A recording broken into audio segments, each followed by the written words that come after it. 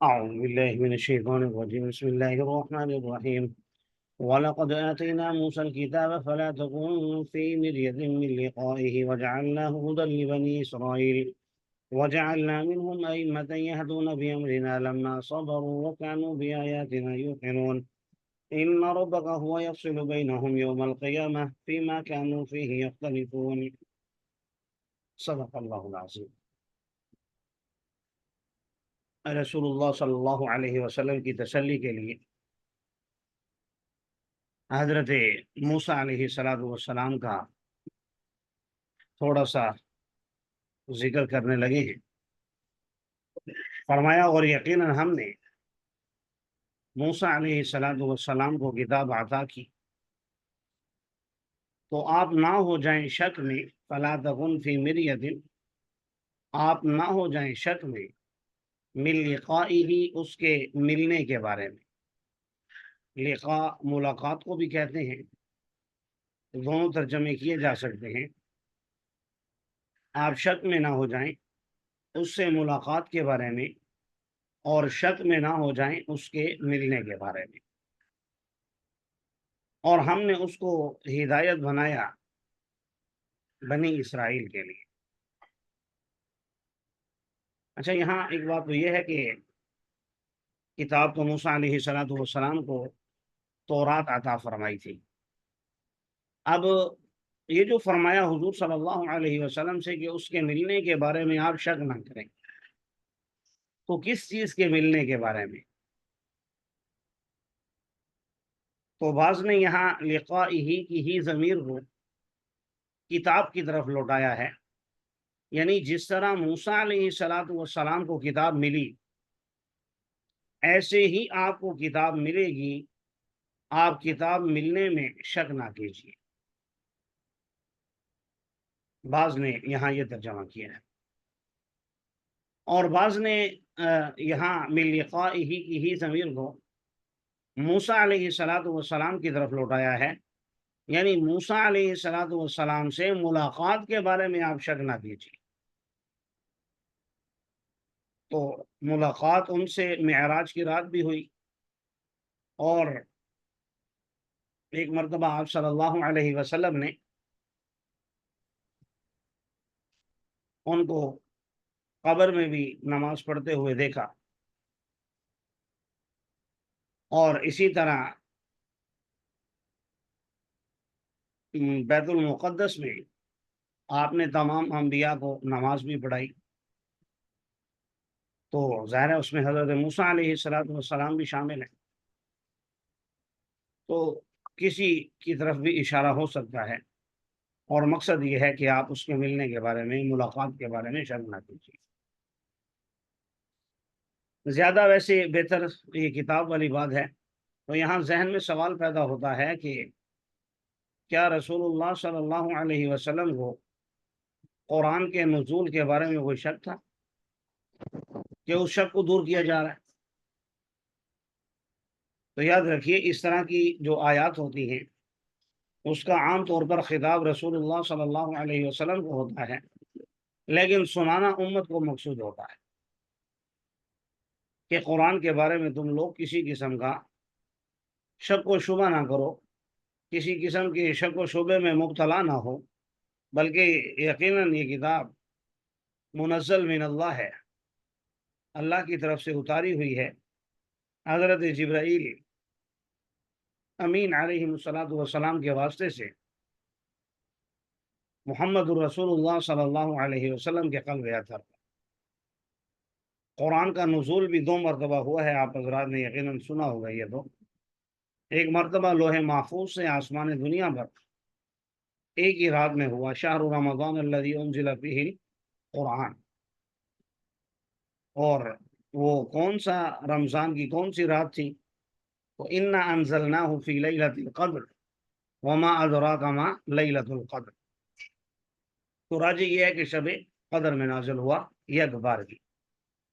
پھر 23 سال کے عرصے میں، 13 سال مکی زندگی کے اور 10 سال مدنی زندگی کے، 23 سال کے عرصے میں رسول اللہ صلی اللہ علیہ وسلم کے قلب اطہر پر نازل ہوا، تھوڑا تھوڑا کر کے، ایک ایک آیت، دو دو آیتیں، کبھی زیادہ، جتنی بھی ضرورت تھی تو ضرورت کے مطابق نازل ہوتا رہا۔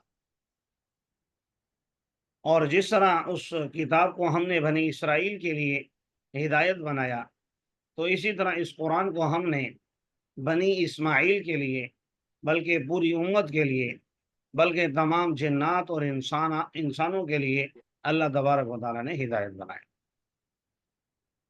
اگلی آیت بڑی زبردست ہے، فرمایا وجعلنا منہم، اور ہم نے ان میں سے بعض کو امام بنایا، کن کو؟ یہدون بامرنا، جو ہمارے حکم کے مطابق رہنمائی کرتے تھے، لوگوں کو ہدایت دیتے تھے، رہنمائی کرتے تھے۔ دوسرا لما صبروا، جب انہوں نے صبر کیا۔ تیسرا وکانوا بآیاتنا یوقنون، اور وہ ہماری آیات پر یقین بھی رکھتے تھے۔ تو گویا اس سے ہمیں یہ سمجھ میں آیا کہ بڑا بننے کے لیے، یا کسی کو آپ بڑا بنانا چاہ رہے ہیں، تو اس کے لیے کم از کم اس میں یہ 3 صفات تو دیکھنی چاہیے۔ پہلی بات تو یہ ہے کہ وہ بے صبر نہ ہو۔ بڑا آدمی، اب ہمارے حکمرانوں کو دیکھ لیجئے، بے صبر لوگوں کو بنایا ہوا ہے، تو ان کے اندر انتقام ہے، صبر نہیں ہے، ایک دوسرے کی تکلیف برداشت کرنے کا، ایک دوسرے کی بات برداشت کرنے کا۔ تو جو حکومت میں ہوتا ہے وہ دوسرے کو لٹکائے رکھتا ہے۔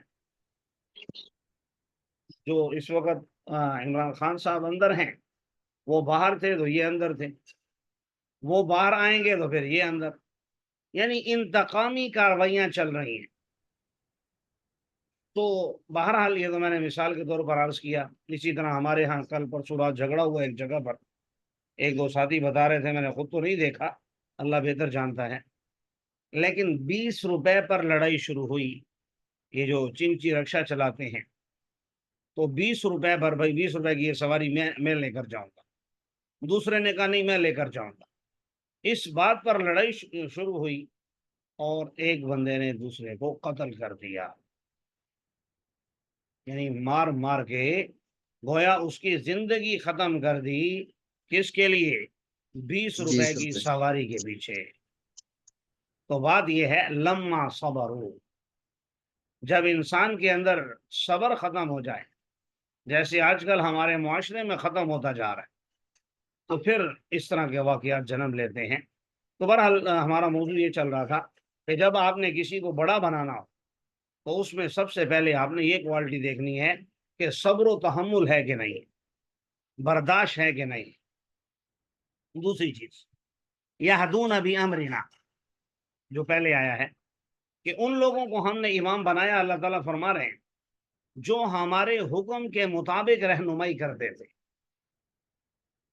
تو کسی کو ووٹ دیتے ہوئے یا بڑا بناتے ہوئے کسی بھی انداز میں، یا امیر صاحب بناتے ہیں ماشاءاللہ جب ہم جاتے ہیں کہیں جماعت میں، تو یہ دیکھنا چاہیے کہ وہ اللہ کے حکموں کو پامال تو نہیں کرتا، اللہ کے حکم کا پابند ہے کہ نہیں ہے۔ تو جو سب سے زیادہ اللہ کے حکموں کا پابند ہو، اور دوسروں کو بھی اللہ کے حکموں کے مطابق چلانے کی کوشش کرتا ہو، اسے بڑا بنانا چاہیے۔ یہ کوالٹی بھی اگر دیکھیں تو ہمارے حکمرانوں میں تو کہیں بھی نظر نہیں آ رہی، جن کو ہم منتخب کر کے اوپر لاتے ہیں۔ تیسری چیز وَكَانُوا بِآيَاتِنَا يُوقِنُونَ، اور وہ ہماری آیات پر یقین بھی رکھتے ہیں۔ جو اللہ تعالیٰ نے قرآن میں خاص کر کے وعدے کیے ہیں، تو اس میں اس پر ان کو یقین ہو، توکل ہو، تو یہ بھی ہمارے اندر مفقود ہے، نہیں ہے۔ اللہ تعالیٰ ہمیں یہ باتیں سمجھنے کی اور عمل کرنے کی بھی توفیق عطا فرمائے۔ فرمایا ان ربک هو یفصل بینہم، یقیناً آپ کا رب ان کے درمیان فیصلہ فرمائے گا قیامت کے دن۔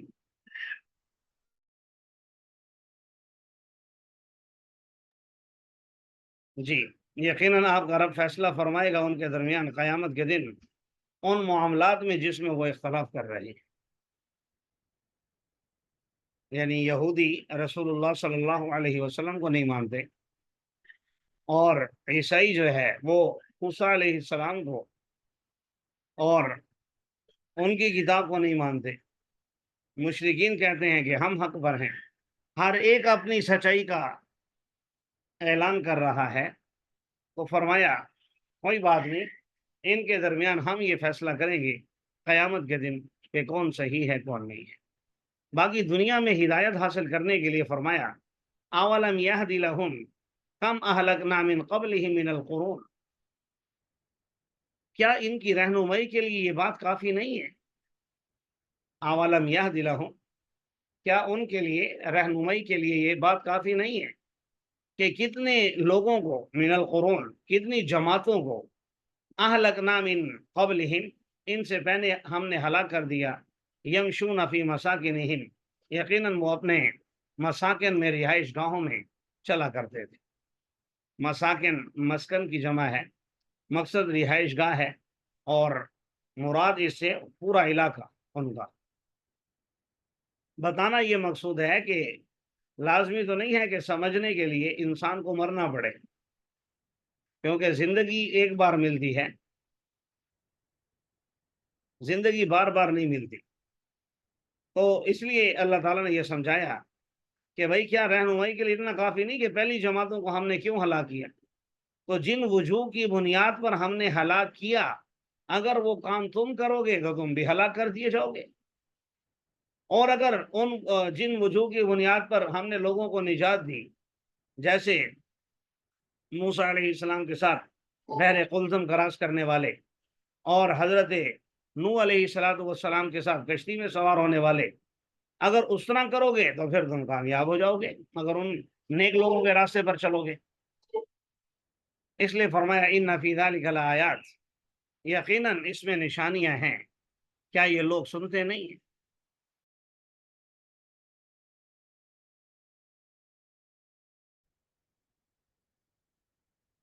جی فرمایا ان فی ذلک لآیات، یقیناً اس میں نشانیاں ہیں پہلی قوم کی ہلاکتوں میں اور ان کے مساکن میں، رہائش گاہوں میں۔ افلا یسمعون، تو کیا یہ لوگ سنتے نہیں رہتے؟ سننے کا ذکر اس لیے کیا خاص طور پر کیونکہ ہر ایک کے بس میں تو نہیں ہے کہ وہ قوم عاد اور قوم سمود اور قوم لوط اور اس طرح کی دوسری بستیاں ان کے علاقوں کے چکر لگائے۔ تو بہرحال جو جانے والے ہیں وہ بتاتے تو ہیں، اور آج کل سوشل میڈیا کا دور ہے، ہر بندہ جانتا جی ہے۔ ہم شروع کرتے ہیں۔ جو چلا کرتے تھے، یمشون کا منع چلنا، مشا یمشی سے ہے، یہ پہلے مضارع کا جمع مذکر غائب کا صیغہ۔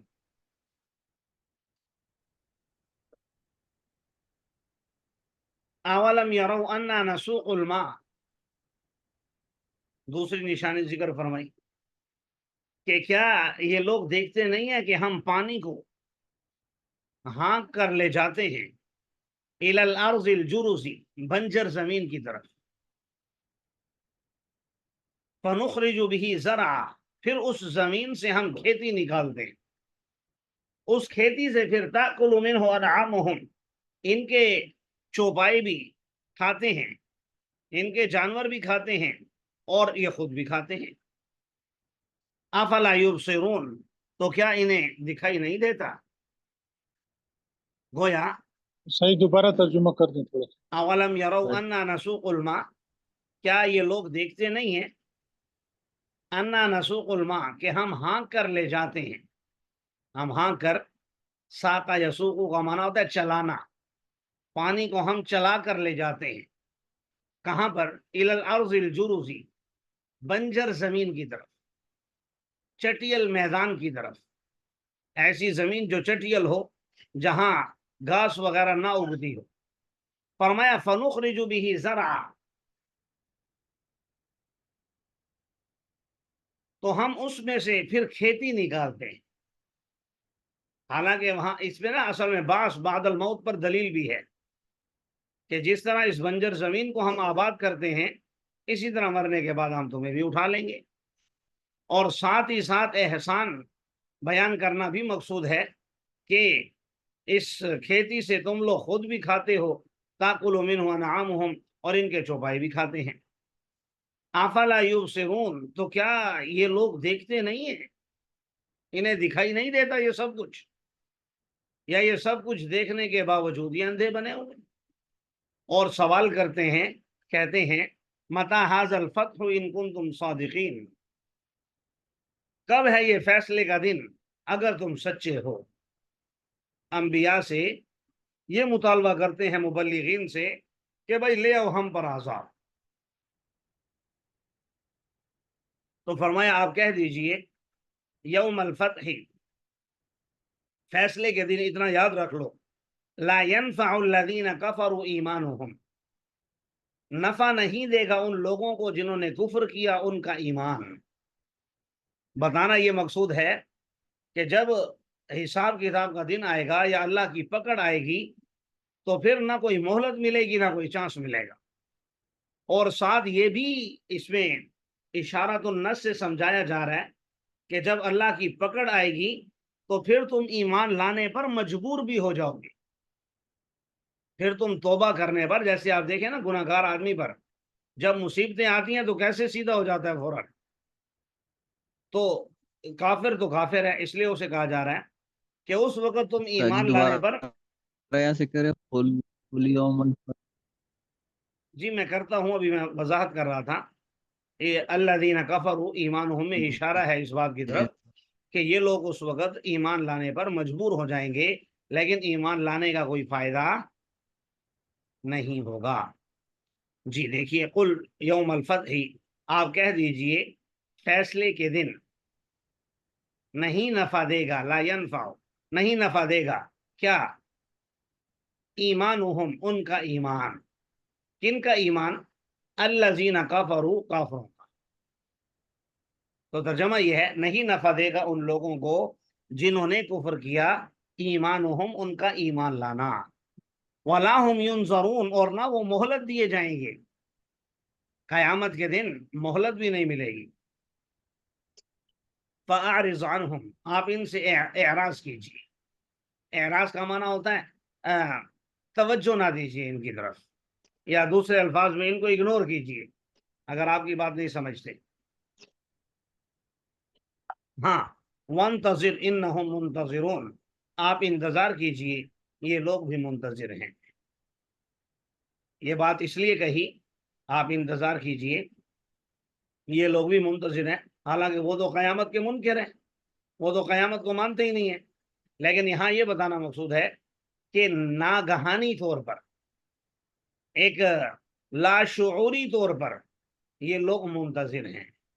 اس مثال کو میں یوں سمجھاتا ہوں، جیسے اب ہم میں سے بھی ہر ایک منتظر ہے اپنی موت کا، انتظار تو ہم نہیں کر رہے، لیکن لاشعوری طور پر ہم اپنی موت کی طرف، ہر آنے والا دن ہمارا جو ہے وہ ہمیں اپنی موت کے قریب کر رہا ہے، اس میں تو کوئی شک و شبہ نہیں ہے۔